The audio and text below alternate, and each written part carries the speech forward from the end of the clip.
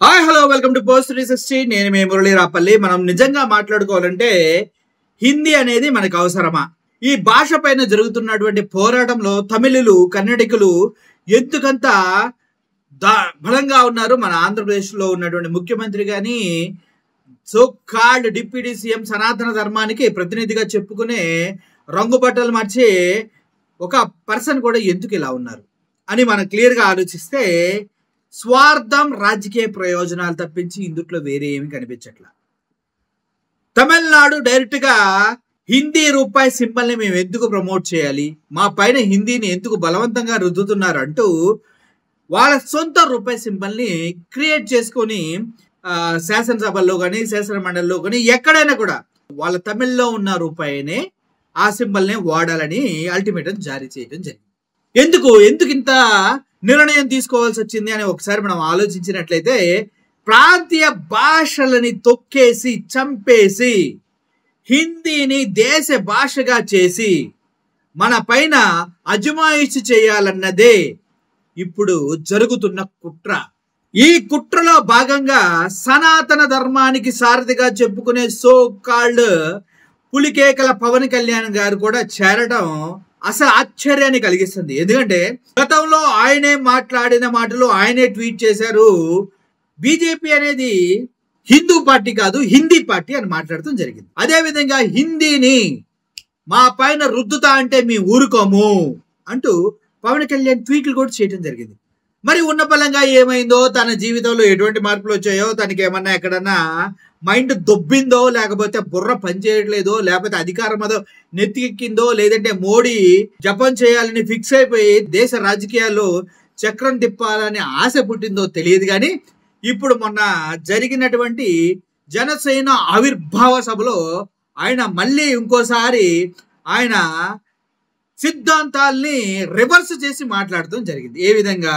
హిందీని మా పైన రుద్దొద్దు అంటూ ఉన్నారు. హిందీలో మీరు సినిమాలు అయితే రిలీజ్ చేసుకొని డబ్బులు సంపాదించుకోవచ్చు, అలాగే హిందీ భాషని మీ రాష్ట్రంలో ఎందుకు రానివ్వరు అని అడిగారు. సిగ్గుండాలా నీ బ్రతుక్కి? పవన్ కళ్యాణ్, నువ్వు చెప్పిన లాజిక్ కి నీ బ్రతుక్కి సిగ్గుందా అని అడుగుతూ ఉన్నా. తమిళ సినిమాలు హిందీలో డబ్ చేస్తూ ఉన్నారు అన్నావు. మరి అప్పుడు హిందీ భాషని తమిళీలు యాక్సెప్ట్ చేయాలి అన్నప్పుడు మరి మన తెలుగు సినిమాలను కూడా హిందీ వాళ్ళు డబ్ చేస్తూ ఉన్నారు, తమిళ సినిమాలను కూడా హిందీ వాళ్ళు డబ్ చేస్తూ ఉన్నారు, వాళ్ళు కూడా తెలుగు సినిమాల నుంచి హిందీ సినిమాల నుంచి డబ్బులు పొందుతూ ఉన్నారు. అటువంటిప్పుడు మరి మన తెలుగు భాషని ఎందుకు వాళ్ళు అధికార భాషగా వాళ్ళ హిందీ పాఠ్య పుస్తకాల్లో తెలుగు భాషని నేర్పించరు? చెప్పండి సార్. మన తెలుగు భాషని హిందీ పాఠ్య పుస్తకాల్లో నార్త్ వైపు ఎందుకు పెట్టకూడదు? మన సినిమాలను చూసి మన డబ్బులు పెట్టుకొని కూడా వాళ్ళు సంపాదించుకుంటూ ఉన్నారు కదా. మన ప్రొడ్యూసర్స్ తీసిన సినిమాల్లో వాళ్ళు నటిస్తూ ఉన్నారు కదా, మన తెలుగు సినిమాల్లో కూడా వాళ్ళు నటిస్తున్నారు కదా. అటువంటిప్పుడు మన తెలుగుని ఎందుకు అధికార భాషగా వాళ్ళు హిందీ స్టేట్స్ లో పెడతలేదు? ఏం లాజిక్ మాట్లాడారండి, బుర్ర తక్కువ లాజిక్. సీజ్ ద షిప్ ఎంత భయంకరమైన దరిద్రమైన మాటో అది మీ చేతకాని తనానికి, మీ చదువుకొని తత్వానికి ఒక రకమైనటువంటి తెలియని తనం అంటారు కదా. చదువుకుంటే తెలుస్తుంది, చదువుకోకపోతే తెలియదు కదా. అలా ఉంది ఇది కూడా. ఇప్పుడు మన దేశం అమెరికాతో పనిచేస్తూ ఉంది, అమెరికాతో బిజినెస్ చేస్తూ ఉంది. అక్కడ వాళ్ళు ఇంగ్లీష్ మాట్లాడతారు. మన దేశంలో కూడా మన వాళ్ళ సినిమాలు కానీ వాళ్ళ ప్రోడక్ట్స్ కానీ మనం అన్ని వాడుతున్నాం. అప్పుడు అమెరికన్స్ కూడా మన ఇండియాలోకి వచ్చేసి వాళ్ళ అధికార భాష ఇంగ్లీష్ చేసేయమని చెప్పండి, బాగుంటుంది కదా. మరి ఎందుకు చేయరు? ఇప్పుడు వేరే కంట్రీస్ ఇప్పుడు కొరియన్ డ్రామాలు చూస్తారు, మరి కొరియన్ లాంగ్వేజ్ కూడా తెలుగులో తీసుకురండి. తెలుగులో తీసుకొచ్చి కొరియన్ లాంగ్వేజ్ కూడా అఫీషియల్ లాంగ్వేజ్ గా పెట్టండి. బుర్ర లేని మాటలు, సిగ్గు లేని మాటలు ఎవడో రాసిస్తే మాట్లాడతాం కాదు పవన్ కళ్యాణ్. కొద్దిగా రీసెర్చ్ చేయాలి. ఇదని చెప్పేటప్పుడు ఎవడో రాసిచ్చాడు మనం దాన్ని పట్టి పడదాం, అది కాదు. ఏ దేశం ఏగినా ఎందుకు కాలిడినా పొగడరా నీ తల్లి భూమి భారతని అని గురజాడా అని చెప్పావు చూడు, అట్లా ఉంటది మన నాలెడ్జ్. ఇప్పుడు హిందీ వాళ్ళు మన పైన భాషను రుద్దుతారు. అసలు హిందీ భాషకి ప్రాచీన నాగరికత ఏమన్నా ఉందా? అది ఎప్పుడు పుట్టిందో తెలుసా? దానికి ఒక హిస్టరీ ఉందా? దానికి ఏమన్నా డాక్యుమెంటరీ ఎవిడెన్సెస్ ఉన్నాయా? లేదంటే శిలాఫలకాలు ఏమన్నా ఉన్నాయా? ఎక్కడ చూసావా? లేవే. హిందీ అనేది ఒక దరిద్రపు లాంగ్వేజే. హిందీ అనేది ఒక నిన్నగాకమోన పుట్టిన తూతూ లాంగ్వేజే. మరి తెలుగు, తమిళ, కన్నడ, మలయాళం ఇలా కొన్ని లాంగ్వేజ్ తీసుకుంటే అవి ఎప్పటి నుంచి ఉన్నాయి? ఎప్పటి నుండి వాటి స్క్రిప్చర్స్ తాళపత్ర గ్రంథాల పైన ఉన్నాయి. అత్యంత ప్రాచీనమైన లాంగ్వేజ్ తమిళ్, దాన్నే తొక్కేయాలంటే? ఆ తర్వాత తెలుగు, ఆ తర్వాత తులు, ఎన్ని లాంగ్వేజెస్ ఉన్నాయి.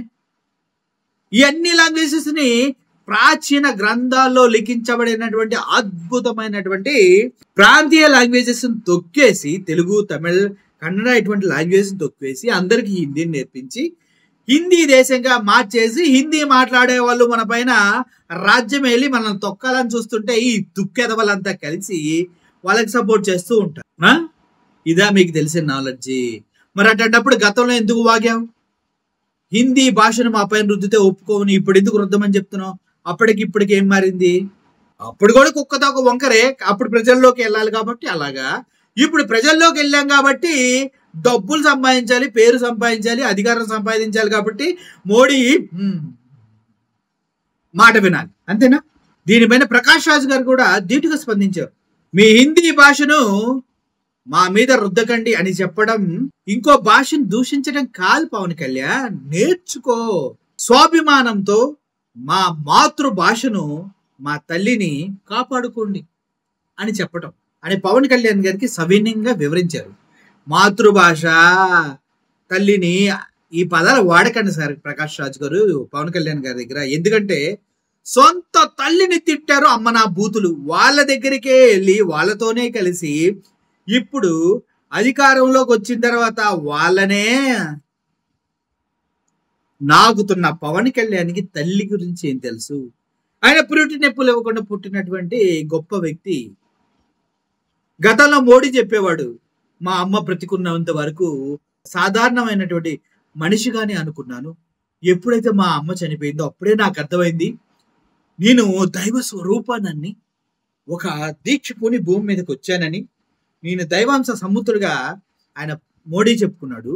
ఇప్పుడు పవన్ కళ్యాణ్ వాళ్ళ అన్న పవన్ కళ్యాణ్ గొప్ప వ్యక్తిగా ప్రమోట్ చేయడానికి ప్రసవ వేదన లేకుండా పుట్టిన వ్యక్తిగా, మహానుభావుడిగా చిత్రీకరించే ప్రయత్నాలు చేస్తున్నారు.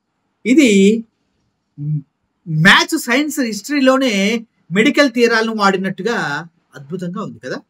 ఎవరికన్నా అర్థమైతే ఓకే, అర్థం కాదు. ఆయన మాట్లాడే మాటలు కూడా అలాగే ఉన్నాయి.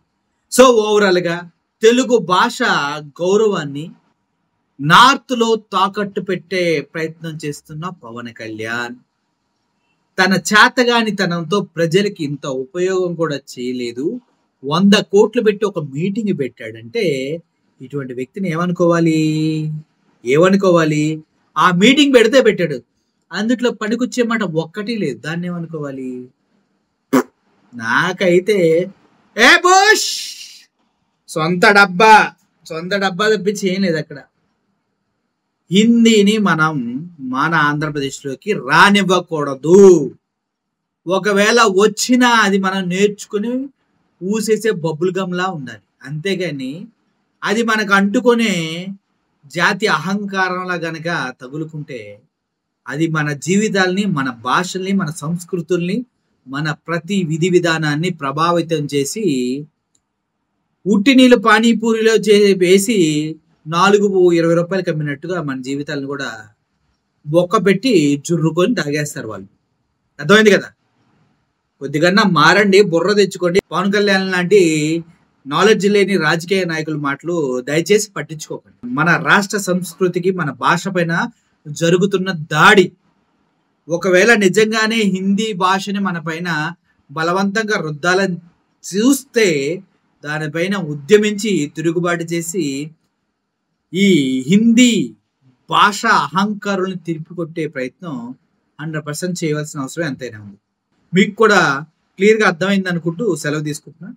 Thank you for watching this video. I'm Murali signing off.